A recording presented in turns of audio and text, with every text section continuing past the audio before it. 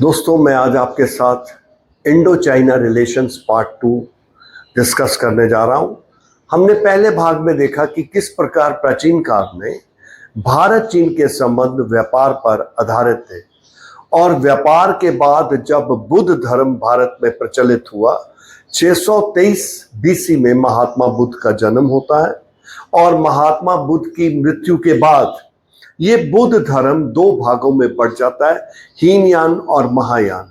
हीनयान के जो अनुयायी हैं वो महात्मा बुद्ध को एक आम इंसान समझते हैं और जो महायान के अनुयायी हैं वो महात्मा बुद्ध को भगवान समझते हैं। हीनयान के अनुयायी समझते हैं कि महात्मा बुद्ध पैदा हुए, आए और उन्होंने शिक्षाएं दी और चले गए, और जो भिक्षु हैं उनका मुख्य उद्देश्य है अपने जीवन को निर्वाण करना, मोक्ष प्राप्त करना। जो महायान है वो समझते हैं महात्मा बुद्ध लोगों की भलाई के लिए आए थे, उनका काम था लोगों को मोक्ष प्रदान करना। सो वो मोक्ष के लिए लोगों को प्रोत्साहित करते हैं, लोगों के लिए कार्य करते हैं। नतीजा ये हुआ महायान धर्म बड़ी जल्दी प्रचलित हुआ। बुद्ध धर्म के फैलाव में उसका सबसे बड़ा योगदान एक तो बौद्ध भिक्षुओं का रहा, दूसरा महायान जिसने महात्मा बुद्ध को परमात्मा बना दिया, तीसरा वो राजे जिनमें अशोक, कनिष्क और हर्षवर्धन शामिल हैं। अशोक ने अपने बेटा और बेटी को श्रीलंका में बुद्ध धर्म के प्रचार के लिए भेजा, भिक्षुओं को भी प्रचार के लिए बाहर भेजा, और इस प्रकार बुद्ध धर्म बड़ी जल्दी Sri Lanka, Java, Sumatra, Indonesia, China, Japan, Myanmar धर्म बड़ी जल्दी पहली शताब्दी में हम देखते हैं इन एशिया के देशों में फैल गया। और बड़ी विडंबना है, भारत जहां बुद्ध धर्म का जन्म हुआ भारत से विलुप्त होकर एशियाई देशों में फैल गया। लेकिन बुद्ध धर्म जब चाइना में बैठ गया, बुद्ध धर्म का साहित्य जो था चीन में पहुंच गया था, लेकिन संस्कृत भाषा में था। संस्कृत भाषा का अनुवाद ठीक ढंग से ना होने के कारण लोगों को बुद्ध धर्म की वास्तविक शिक्षाएं क्या हैं उनके बारे में पता नहीं चल रहा था, इसलिए वो भारत की तरफ प्रस्थान करते हैं।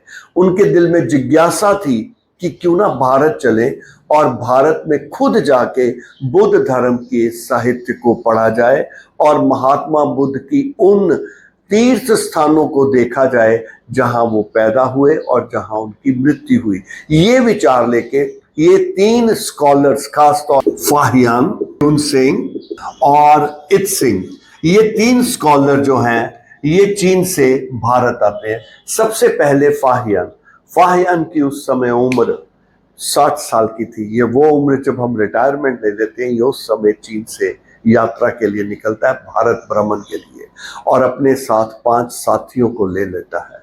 ये चीन से यारकंद, खोतान और वहां से काराकोरम हाइट्स हिमालय की तरफ जाते हैं। वहां पे इनके एक साथी की मृत्यु हो जाती है, लेकिन फिर भी ये चलते हैं और श्रीनगर से होते हुए मथुरा पहुंचते हैं। मथुरा पहुंच के कुछ देर विश्राम करने के बाद ये लुम्बिनी जाते हैं, कपिलवस्तु, और उसके बाद बौद्ध गया, सारनाथ और कुशीनगर जो महात्मा बुद्ध के धार्मिक स्थल थे उनकी यात्रा करते हैं। फाहियान का मुख्य उद्देश्य था विनय पिटक। विनय पिटक महात्मा बुद्ध की शिक्षाएं 3 भागों में बांटी गई थी जिन्हें त्रिपिटक कहते हैं, और इनमें विनय पिटक नंबर 1 है, नंबर 2 है सूत पिटक और नंबर 3 है अभिधम पिटक।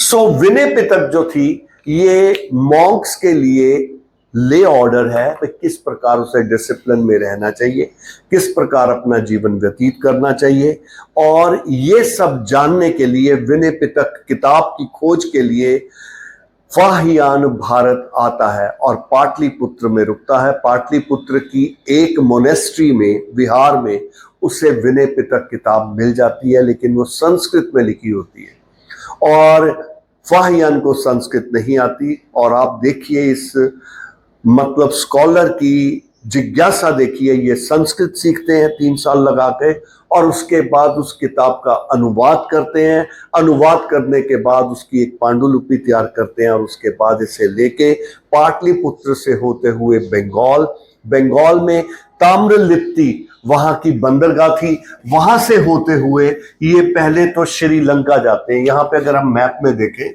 तो ये मैप में यहाँ पे श्रीलंका है, ये ताम्रलिप्ति है, यहाँ से श्रीलंका आते हैं, श्रीलंका से इंडोनेशिया, जावा, सुमात्रा से होते हुए चाइना वापस लौट जाते हैं। 74 साल की आयु में ये वापस चाइना पहुंचते हैं। वहां पहुंचने के बाद जो कुछ इन्होंने देखा अपनी किताब records of the Buddhist kingdom में लिखते हैं, और आज ये हमारे लिए बहुत महत्वपूर्ण ऐतिहासिक स्तोत्र बन चुका है। और इनकी ये 405 से यात्रा शुरू हुई, 411 तक ये भारत में रहते हैं और बाकी साल ये बाहर के देशों में बिताते हैं। फाहियान के बाद दूसरे यात्री जो हैं वो ह्यूनसांग जो हैं वो भारत में आते हैं। ह्यूनसांग 630 ईस्वी में भारत आते हैं और ये 15 साल भारत में रहते हैं। ये उस समय इनकी आयु 29 वर्ष की थी। ये भी सेम उद्देश्य लेके भारत में एक तो महात्मा बुद्ध के धार्मिक तीर्थ स्थानों का दर्शन करने के लिए, बौद्ध साहित्य का अध्ययन करने के लिए और उसका संग्रह करने के लिए भारत में आते हैं। चाइना से भारत का 4500 किलोमीटर के करीब है। गंगा के साथ साथ चलते हुए मथुरा के बाद ये आगे पाटलिपुत्र पहुंचते हैं। पाटलिपुत्र के बाद लुम्बिनी, सारनाथ, बोध गया, कुशीनगर से होते हुए ये वैशाली, मगध जो उस समय के महत्वपूर्ण राज्य थे उनका भ्रमण करते हैं और नीचे नालंदा यूनिवर्सिटी में जाते हैं। नालंदा उस समय की महत्वपूर्ण यूनिवर्सिटी है। जो पेपर की तैयारी कर रहे हैं ये बौद्ध यूनिवर्सिटी है। यहाँ पे बुद्ध की साहित्य को पढ़ाया जाता है। इसके बाद वैदिक literature, logic, grammar, mathematic, astronomy, ये हर विषय का अध्ययन यहाँ पे करवाया जाता है। वेदास और संस्कृत की शिक्षा भी दी जाती है। और उपनिषद जो किताबें हैं यहाँ पे 4 मंजिला इमारत थी, हमें ह्यूनसांग बताते हैं, जहां पे 10,000 विद्यार्थी और अध्यापक हॉस्टल में रहते थे। 4 मंजिलें जहां पे 300 कमरे एक मंजिल में हुआ करते थे और विद्यार्थियों के खाने का, सोने का, हर प्रकार का प्रबंध वहीं पे किया जाता था। हर विद्यार्थी की पहले परीक्षा ली जाती थी, परीक्षा के बाद ही उसे दाखिला दिया जाता था और एक बार जब वो दाखिल हो जाता तो उसको पूरा पढ़ाया जाता था। और 9 मंजिला वहां पे इमारत का जिक्र करता है ह्यूनसांग, जो लाइब्रेरी थी। विद्यार्थी वहां बैठ के इसको पढ़ सकते थे, लेकिन यूनिवर्सिटी के बाहर किताब को नहीं ले जाया जा सकता था। ह्यूनसांग के बाद भारत में इत्सिंग आते हैं, लेकिन जो हमारे इत्सिंग है ये सी रूट से भारत में प्रवेश करते हैं और ये नालंदा यूनिवर्सिटी आके ठहरते हैं। ह्यूनसांग जो है वो हर्षवर्धन के महत्वपूर्ण इलाके कनौज में पहुंचते हैं, क्योंकि जब फाहियान आया था तो पाटलिपुत्र महत्वपूर्ण इलाका था। फाहियान पाटलिपुत्र 3 साल रहता है, वहां पे राज है चंद्रगुप्त द्वितीय का, लेकिन वो अपनी किताब में उसका जिक्र तक नहीं करता क्योंकि वो विनय पिटक तक सीमित था। उसे बुद्ध धर्म के साथ ही लगाव था। ना वो नालंदा विश्वविद्यालय का दौरा करता है, ना ही वहां जाता है। जो ह्यूनसांग है वो पाटलिपुत्र क्यों महत्वपूर्ण नहीं है, क्योंकि कनौज महत्वपूर्ण राज बन चुका है जहां पे हर्षवर्धन का राज है। हर्षवर्धन के राज में ये जाता है और इसका बड़ा स्वागत किया जाता है। हर्षवर्धन इसे अपने राज में एक उच्च पदवी पे नौकता है, इसे वैसे ही बिठाता है। और 641 में जब वो बौद्ध सभा बुलाता है तो उस बौद्ध सभा में इसको शामिल करता है। वो जो ह्यूनसांग है वो भारत के बारे में विस्तृत जानकारी देता है अपनी किताब, जिसका नाम सीयू की है, जिसे records of the western world भी कहते हैं। Records of the western world अपनी किताब में उसमें पूरा हर्षवर्धन के राज के बारे में जिक्र करता है और ये वापस चाइना चला जाता है 645 ईस्वी में। 671 में आता है इत्सिंग और 695 में वो वापस जाता है। वो भी भारत में बड़ा समय बिताता है, ज्यादातर समय वो नालंदा यूनिवर्सिटी में बिताता है। और कुछ बातें मैं आपको बताता चलूं। बख्तियार खिलजी 1000 के बाद बख्तियार खिलजी नालंदा यूनिवर्सिटी को आग के हवाले कर देता है। कहते 3 महीने यहाँ पे आग चलती रही और सारी किताबों को उसने जला दिया, और इस प्रकार बुद्ध धर्म के पतन का ये बहुत बड़ा कारण साबित हुआ। नालंदा यूनिवर्सिटी के अलावा भारत में उस समय Takshashila university, Vikramshila university, Utkala university, ये सारी यूनिवर्सिटी, उज्जैन में यूनिवर्सिटी, बहुत सारी 10-12 यूनिवर्सिटीज की व्याख्या हमें मिलती है। हम कह सकते हैं कि प्राचीन काल में भारत एजुकेशन का मुख्य केंद्र था।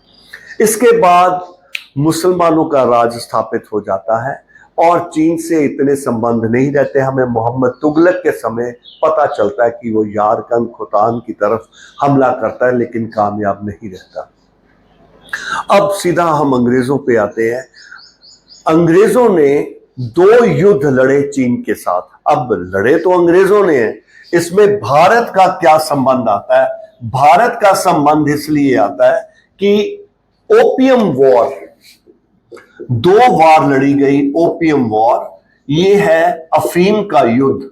2 वार लड़ी गई। ओपियम वार 1 1839 से 42 तक, और दूसरी 1856 से लेके 1860 तक। ये ब्रिटेन का चाइना से व्यापार चलता था। ब्रिटेन चाइना से चाय, कागज, सिल्क, चीनी के बने हुए बर्तन आयात करता था। इसके बदले उसे बहुत मात्रा में चांदी की मुद्रा देनी पड़ती थी। अब अंग्रेज ऐसा रास्ता खोज रहे हैं कि उनको पैसे ना देना पड़े और ये सामान उनके पास वैसे ही पहुंच जाए, क्योंकि ये व्यापारी हैं और आप जानते हैं भारत के साथ भी इन्होंने इसी प्रकार व्यापार किया था। तो ये चीन में जबरदस्ती सामान तो खरीदते हैं, उसके बदले में अफीम बेचना शुरू कर देते हैं। अफीम की खेती बाड़ी करते हैं बंगाल में, भारत में, और वहां पे डिब्बे बंद करवा के अपने शिप्स में लाद के ये चाइना में बेचते हैं। चाइना की सरकार अफीम को रोक लगाने की कोशिश करती है, क्योंकि उनके लोग नशेड़ी बने जा रहे थे। वो इस पे रोक लगाने की कोशिश करती है और अंग्रेजी सरकार को बोलती है कि आप अफीम नहीं बेच सकते। लेकिन अंग्रेजी सरकार जबरन अपने शिप्स जो है चाइना की बंदरगाह पर भेज देते और दोनों में युद्ध छिड़ जाता है। ये 4 साल युद्ध छिड़ता, पहले वाला युद्ध, और इस युद्ध में चीन हार जाता है उसमें। और नतीजा क्या होता है? नैनकिंग की संधि होती है। इस संधि के अनुसार चाइना हांगकांग, काओलुन एंड मकाओ, ये इलाके जो हैं ये इंग्लैंड को दे देता है और 5 बंदरगाहें इंग्लैंड के लिए खोल देते हैं। इसके बाद जब दूसरा ओपियम वॉर होती है 56 से 60 तक, तो भी 8 और जो सी पोर्ट है वो इंग्लैंड के लिए व्यापार के लिए खोल दिए जाते हैं और इस प्रकार इंग्लैंड चाइना में प्रवेश कर जाता है। इंग्लैंड अकेला नहीं जाता, फ्रांस भी आ जाता है, पुर्तगाल भी, स्पेन भी, अमेरिका भी, और इस प्रकार यूरोपियन देश जो हैं, बाद में जर्मनी भी शामिल हो जाता है, इटली भी शामिल हो, ये सब देश जो हैं चीन में अपनी बस्तियां स्थापित करने में लग जाते हैं।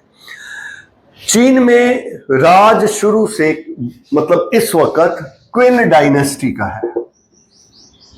इस डायनेस्टी का राज चल रहा है, जिसे मांचू डायनेस्टी भी कहते हैं। इनका राज चल रहा है और ये मोनार्किकल शासक है, राजे जो हैं राज कर रहे हैं। 266 साल इन्होंने राज किया, 1644 से 1912 तक। 1911 में चीन में क्रांति आती है। क्रांति लाने वाला जो सबसे बड़ा योगदान देता है उस व्यक्ति का नाम है डॉक्टर सन येत सिंह और युआन शिकाई। ये 2 लोग हैं जो चीन में रेवोल्यूशन लाते हैं। वैसे सन येत सिंह जो है, इसने 1884 में बैप्टिज्म करके क्रिश्चियनिटी को अडॉप्ट कर लिया था और ये अंग्रेजों का खास चहेता था।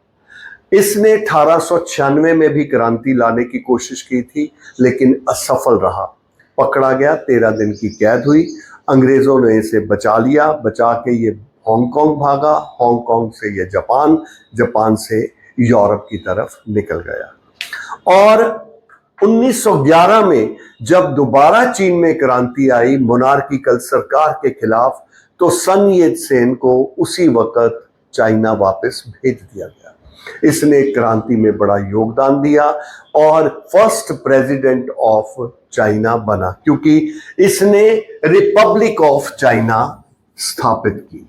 और इस प्रकार मांचू डायनेस्टी को गिरा दिया गया और डेमोक्रेटिक सरकार, फॉलोइंग सरकार जो है उसकी स्थापना कर दी जाती है। ये एक बहुत बड़ी घटना थी, चीन में मोनार्किकल राज का अंत हो जाता है। लेकिन अपने प्रॉमिस के मुताबिक डॉक्टर सन येत सेन कुछ देर बाद एब्डिकेट कर देते हैं इन फेवर ऑफ युआन शिकाई के, और युआन शिकाई प्रेसिडेंट बनता है। 1912 से 1916 तक ये प्रेसिडेंट बनता है। लेकिन विडंबना क्या है, 1915 में ये अपने आप को किंग घोषित कर देता है।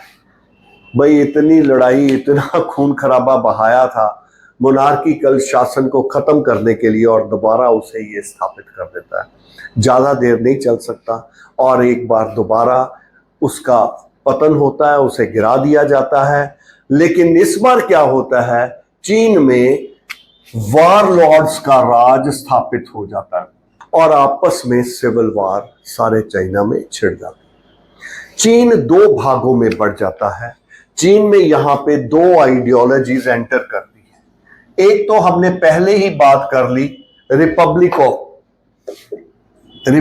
ऑफ चाइना, जिसे लेके आता है डॉक्टर सन येत सेन, और सन येत सेन के बाद चियांग काई शेक, और दूसरा है पीपल्स रिपब्लिक ऑफ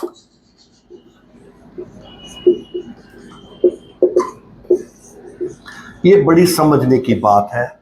इसको ला रहे हैं माओ से तुंग,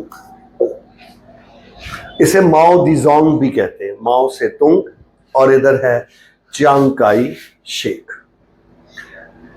डॉक्टर सन येत सेन 1925 में उनकी मृत्यु हो जाती है और 26 में चियांग काई शेक ओवरटेक कर लेता है और रिपब्लिक ऑफ चाइना इसके अधीन आ जाती है। इनकी वेस्टर्न फिलॉसफी से ये डोमिनेटेड है। कैपिटलिस्ट और डेमोक्रेटिक सेटअप ये चाहते हैं। ये माओ से तुंग मार्क्सिस्ट फिलॉसफी से प्रभावित है और ये कम्युनिज्म की स्थापना करना चाहते हैं। लाइक रशिया कम्युनिज्म स्थापित करना चाहते हैं। अब ये दोनों का आपस में युद्ध छिड़ जाता है। सिविल वार में ये दोनों इन्वॉल्व हो जाते हैं। 1927-28 में चियांग काई शेक बड़ा एकदम जबरी हमला करके 3-4 कैंटन, शिंघाई, नैनकिंग, ये इंपॉर्टेंट प्रोविंसेस के ऊपर कब्जा कर लेता है। लेकिन ये कब्जा करने के बाद करता क्या है, जो कम्युनिस्ट आइडियोलॉजी के लोग हैं उनका कत्ल करना शुरू कर देता है। दूसरी तरफ माओ से तुंग है और उधर जापान जो है इस समय वो राइजिंग पावर है। जापान चाइना के ऊपर आक्रमण कर देता है, मंचूरिया को कैप्चर कर लेता है। वही कैप्चर नहीं करता और एंटर करके और इलाके जीतना शुरू कर देता है। अब एक तरफ वारलॉर्ड्स हैं, दूसरी तरफ मार्क्सिस्ट आइडियोलॉजी को लेके माओ से तुंग चल रहे हैं, और तीसरी तरफ वेस्टर्न फिलॉसफी डेमोक्रेटिक कैपिटलिस्ट को लेके चियांग काई शेक चल रहा है और हर कोई कत्लेआम कर रहा है। ये मार्क्सिस्ट के कत्ल कर रहा है और मार्क्सिस्ट जो हैं वो कैपिटलिस्ट जो वेस्टर्न आइडियोलॉजी वाले हैं इनका कत्ल कर रहे हैं। चीन ने बड़ा खून खराबा देखा और इसी समय के दौरान 1939 में सेकेंड वर्ल्ड वॉर शुरू हो जाती है। 1939 सेकेंड वर्ल्ड वॉर शुरू हो जाती है। सेकेंड वर्ल्ड वॉर शुरू होते ही 1941 तक 2 साल के अंदर एक्सिस कंट्री कौन सी थी? Italy, Germany and Japan. और अलाइड कौन सी हैं? France, England, Russia. और इनमें शामिल हो जाती है चाइना। China joins. चाइना कौन सा? चियांग काई शेक वाला China. China joins hand with America and England. Chiang Kai Shek की सपोर्ट करते हैं क्योंकि अमेरिका और इंग्लैंड को डर है कहीं मार्क्सिस्ट आइडियोलॉजी हावी ना हो जाए। हर साल अमेरिका चियांग काई शेक की पैसा, हथियार, हर प्रकार से मदद करता है ताकि वो माओ से तुंग को पराजित कर सके, लेकिन ये संभव नहीं हो सकता। और इसी दौरान जापान जो है चाइना पे आक्रमण कर देता है। माओ से तुंग भी जापान से लड़ रहे हैं और चियांग काई शेक भी जापान से लड़ रहा है और एलाइड फोर्सेस की कोशिश है कि जापान आगे ना बढ़ सके। वो चियांग काई शेक को पूरी सपोर्ट कर रहे हैं, वो जापान को रोके। 1941 में यहां पे मैं कुछ बात आपको बताने जा रहा हूं। 1941 अटलांटिक चार्टर साइन होता। ये है रूजवेल्ट और चर्चिल। रूजवेल्ट जो है यूएसए का है और ये है यूके का। ये प्रधानमंत्री है और ये राष्ट्रपति है, प्रेसिडेंट है। ये दोनों कनाडा के पास एक शिप में मिलते हैं जहां पे दोनों आपस में बातचीत करते हैं। 1941 में चर्चिल बहुत डिस्टर्ब्ड है, उसको डर है जर्मनी के साथ कहीं अमेरिका ना मिल जाए, क्योंकि अमेरिका अभी तक न्यूट्रल खेल रहा था। अमेरिका को अपने साथ मिलाने के लिए चर्चिल उसके साथ मीटिंग करता है, रूजवेल्ट के साथ दोनों मिलते हैं और चर्चिल उसे प्रपोजल देता है कि आप हमारे साथ एलाइड के साथ जुड़ जाओ। उसने कहा भाई मेरी आइडियोलॉजी आपके साथ नहीं मिलती। उसने बोलो आप क्या चाहते हो? उसने कहा मैं ये चाहता हूं, सबसे पहली बड़ी मेरी शर्त ये है, तुम्हें अपनी जितनी भी प्रिंसिपैलिटीज जहां पे तुम कब्जा करके बैठे हो तुम्हें वो छोड़ना होगा और उन जगहों पे वहां के लोगों को अपने आप सरकार बनाने का हक देना होगा। चर्चिल ये बात मान जाता है। बस मैं चार्टर की यही बात आपसे शेयर करना चाहता था। अटलांटिक चार्टर को डिस्कस करने का एक ही कारण था कि मैं आपको ये बताना चाहता था कि चलो भारत को महात्मा गांधी ने आज़ादी दिला दी, हम मान लेते हैं, लेकिन जो बाकी कंट्री आज़ाद हुई वहां पे कौन से महात्मा गांधी बैठे हुए थे? ये एक पॉलिसी मैटर था जो सेकेंड वर्ल्ड वॉर के बाद इंग्लैंड को अपनाना पड़ा, जो उसने अटलांटिक चार्टर में अपनी ये कमिटमेंट की थी। इसके बाद मैं फिर कभी डिटेल की बात करूंगा। मैं बताना क्या चाहता हूं, यहां पे यूएन की स्थापना की बात भी होती है और यहां पे जब यूनाइटेड नेशन की स्थापना की बात होती है और इसमें फ्रांस इस समय पूरी तरह पराजित है, उसके ऊपर जर्मनी ने अटैक किया हुआ है, वो तो आ नहीं सकता। चियांग काई शेक को इनवाइट किया जाता है। चियांग काई शेक अपना एम्बेसडर यूएन का भेज देता है। यहाँ पे ये आपस में मिलते हैं, यूएन का चार्टर स्थापित किया जाता है। 1942-43 चाइना इसमें शामिल है। चाइना में आपस में सिविल वार लगी है, जापान से भी लड़ रहे हैं, माओ से तुंग से भी चियांग काई शेक लड़ रहा है और लोग जो हैं कम्युनिस्ट आइडियोलॉजी से ज्यादा प्रभावित है, माओ से तुंग से प्रभावित है, वो चियांग काई शेक को पराजित करते जा रहे हैं। जो अलाइड फोर्सेस हैं वो कोशिश कर रही हैं कि चियांग काई शेक जीते क्योंकि रशियन इन्फ्लुएंस खत्म हो जाए, लेकिन अंत 1945 में जब वर्ल्ड वॉर सेकेंड खत्म होती है तो उस समय दोनों में आपस में सीज फायर हो जाता है, चियांग काई शेक एंड माओ से तुंग। चियांग काई शेक चाहता है कि अमेरिका और इंग्लैंड मिलके उसका माओ से तुंग के साथ समझौता करा दें, क्योंकि उसने देख लिया था माओ से तुंग को हराना बड़ा मुश्किल है क्योंकि लोग सारे उसकी तरफ थे। लेकिन माओ से तुंग किसी फैसले पे उतरने की बजाय वो उस पर हमला कर देता है। 4 साल, आने वाले 4 साल दोनों में घमासान युद्ध होता है। रशिया माओ से तुंग को सपोर्ट करता है और अलाइड फोर्सेस जो हैं सारी की सारी ये चियांग काई शेक को सपोर्ट करती हैं। लेकिन इसके बावजूद चियांग काई शेक हार जाता है और वो चाइना छोड़ के ताइवान चला जाता है। मैप में आप देख सकते हो छोटी सी जगह ताइवान, वहां जाके ये शरण लेता है। अब विडंबना क्या है, यूएन की स्थापना हो जाती है, 50 कंट्रीज वहां ज्वाइन कर जाते हैं। अमेरिका, इंग्लैंड किसको शामिल करते हैं? ताइवान को। ताइवान को चाइना एज रिकग्नाइज किया जाता है और उसको चियांग काई शेक को यूएन का सदस्य बनाया जाता है। और दूसरी तरफ माओ से तुंग चाइना की स्थापना करता है और भारत 1950 में उसको मान्यता दे देता है। रशिया भी दे देता है, बाद में थोड़ी देर बाद इंग्लैंड भी दे देता है, लेकिन यूएसए नहीं देता।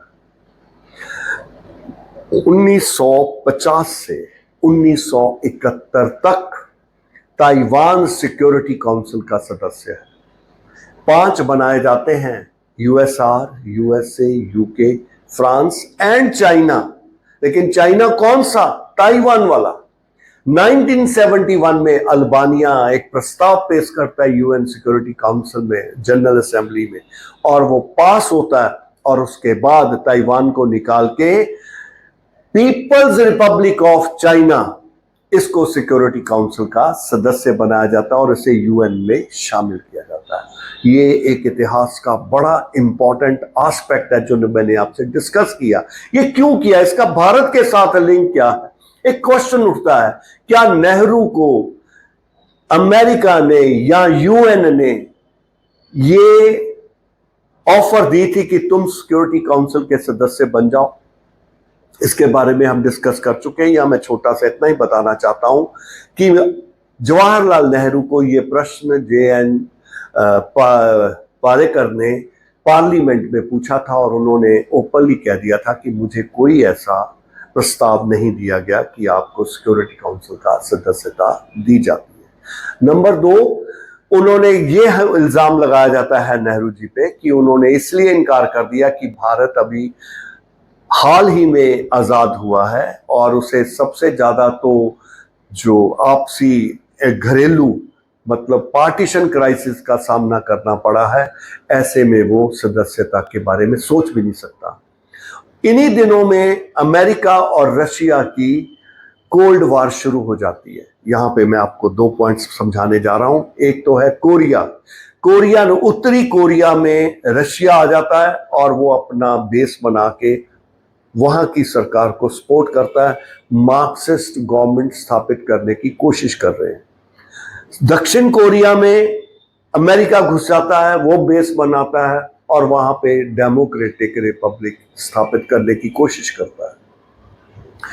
उत्तरी कोरिया में 3 साल साउथ कोरिया और नॉर्थ कोरिया आपस में लड़ पड़ते हैं। 50 में युद्ध शुरू होता है, 1950 में, 1953 में खत्म होता है और उत्तरी कोरिया में पीपल्स रिपब्लिक ऑफ कोरिया स्थापित होती है और दक्षिण में रिपब्लिक ऑफ कोरिया स्थापित होती है, जिसकी सपोर्ट यूएसए करता है एंड यूके करता है। इस प्रकार कोरिया का विभाजन हो जाता है। कोल्ड वार क्या है? ये 1950 से शुरू होकर 1991 तक चलती है, 41 ईयर्स। इसमें 2 कंट्रीज हैं, यूएसएसआर एंड यूएसए, जो सुपर पावर्स बन के उभरी थी वर्ल्ड वार 2 के बाद। ये आपस में तो नहीं लड़ते, लेकिन प्रॉक्सी वार लड़ते हैं। ये आपस में तो एक दूसरे के साथ मैंने ये कर दिया, आइडियोलॉजिकल वार की लड़ाई है, लेकिन इनकी कंट्रीज जो हैं उनको ये सपोर्ट करके उनको लड़ाते, जैसे मैंने अभी नॉर्थ कोरिया और साउथ कोरिया के बारे में आपको बताया। दूसरा, पैलेस्टीन, उसके 2 भाग बना दिए जाते हैं, पैलेस्टीन एंड जेरूसलम। जेरूसलम उसका जो इलाका है वो यहूदियों को दे दिया जाता है। ये वही यहूदी हैं जिनको जर्मन में हिटलर ने बहुत सताया था, मारा था, उनको ये इलाका दे दिया जाता है, जिसे आज हम इजराइल के नाम से जानते हैं। और यहाँ पे भी प्रॉक्सी वार शुरू हो जाती है, एक अमेरिका सपोर्ट कर रहा है, एक रशिया सपोर्ट कर रहा है, और इस प्रकार हम देखते हैं ये दोनों की कोल्ड वार जो है ये चलती रहती है। पहले वियतनाम पहुंचती है, वियतनाम के बाद ये अफगानिस्तान पहुंच जाती है, वहां पे पहले अमेरिका घुसता है, रशिया उसको रोकता है, आखिर रशिया घुसता है, फिर अमेरिका उसे निकालने की कोशिश करता है। ये जो कोल्ड वार है, इसने इतना बड़ा खेल खेला कि दोनों सारे जो ये दोनों सुपर पावर्स हैं, इनकी कोशिश है अधिक से अधिक जो कंट्रीज हैं मेरे गुट में शामिल हो। वो कहता है मेरे गुट में शामिल हो। वो मार्क्सिस्ट आइडियोलॉजी में लाना चाहता है, ये कैपिटलिस्ट आइडियोलॉजी में लाना चाहता है। इसीलिए दोनों गुट कोशिश करते हैं। रशिया चाहता है भारत जो है उनके साथ मिल जाए और अमेरिका चाहता है भारत उनके साथ मिल जाए। नेहरू जी अपनी एक और गेम खेलते हैं, क्योंकि वो किसी से मिलना नहीं चाहते, ना ही आर्थिक स्थिति ऐसी है। लोग भूखे मर रहे हैं।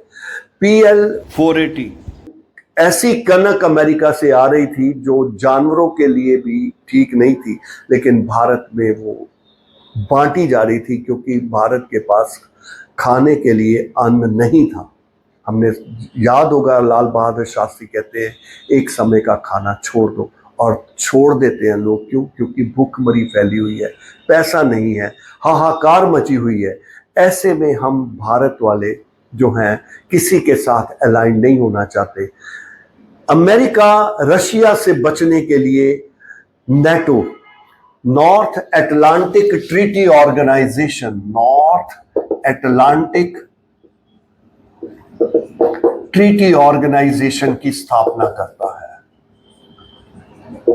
मैं इसके बारे में सिर्फ एक पॉइंट बोलना चाहता हूं, कलेक्टिव सिक्योरिटी।